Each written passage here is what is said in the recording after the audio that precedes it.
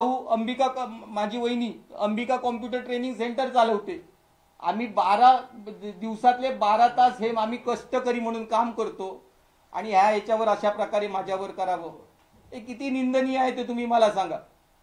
माझं पूर्णपणे घर दहशतीखाली आहे। आज मी सांगतो, रवींद्र चव्हाण साहेबांनी मला वडिलांसारखं मला हे दिलं, कारण रवींद्र चव्हाण हे माझ्या परिवारातले आहेत। मला माझ्या पाठीवर मला उभं करण्याचं धारिष्ट रवींद्र चव्हाणांनी दाखवलं। नारायण राणे साहेबांनी माझ्यावर मुलासारखं प्रेम केलं। आयुष्यात कधी मला विजय केनवडेकर म्हटले ना, अरे विजय ये बस म्हणून चांगल्या गर्दीतून ओळखून काढून आणून बसवलं मला। आशिष शेलारांसारखी माणसं आहेत। महाराष्ट्र भाजपचे कितीतरी मंत्री आहेत, त्याचबरोबर सर्व पक्षीय वैभव नाईक असून दे, दुसरे मंत्री असून दे, विनायक राऊत असून दे, माझ्या घरी येऊन चहा पाणी करून जात होते। कधी मला असा स्टॅम्प लागलेला नव्हता, पण ह्या अशा गोष्टी करून माझं खच्चीकरण करायचं, माझ्याबद्दल अपप्रचार करायचा। मी रवींद्र चव्हाण साहेबांचे माझे संबंध आहेत म्हणून मला टार्गेट करावं, कुठल्या थराचं राजकारण करायचं, किती परिवाराला त्रास द्यायचं। माझी आई वयोवृद्ध 85 वय आहे, तिचं पाय चालता येत नाही, रात्री पडण्यापर्यंत पाळी आली। माझी दोन्ही माझी बायको वहिनी माझी भीती घाली आहे। हे सगळेजण आतमध्ये घुसल्यानंतर माझा पुतण्या सैरभैर होऊन कुठे रस्त्यावर फिरत होता, अर्धा तास मिळत नव्हता। हीच आम्ही केलेली समाजसेवेचं हेच आम्हाला उदाहरण मिळालं का? माझा प्रश्न आहे।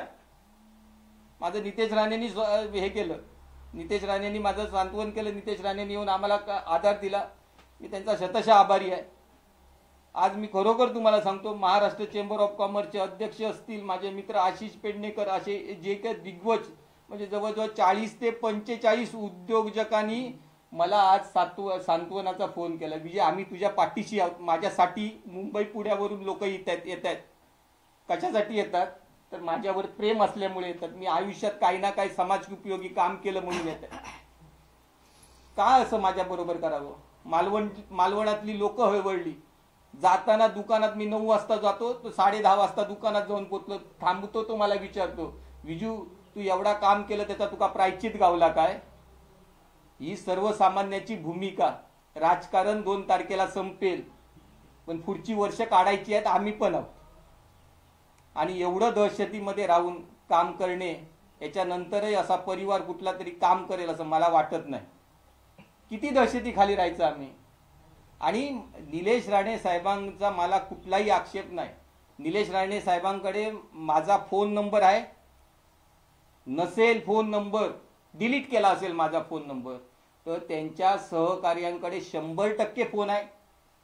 त्यांनी जरी मला फोन करून सांगितलं असतं, विजय तुझ्या घरात मला असं संशयास्पद वाटतं, मला तुझ्या घराची पूर्णपणे तलाशी घ्यायची आहे, मी आनंदाने साहेबांना वरती आणून त्यांची तलाशी करायला दिली असती।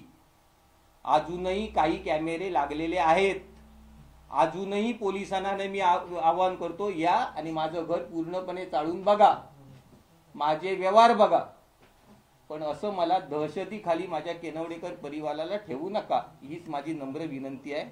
त्याच्यासाठी आज मी परिवार म्हणून आपल्याकडे म्हणणं मांडलेलं आहे। हे माझं वैयक्तिक म्हणणं आहे।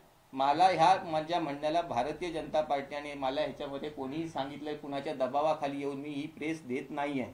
आपण सर्वजण आलात त्याबद्दल मी धन्यवाद देतो।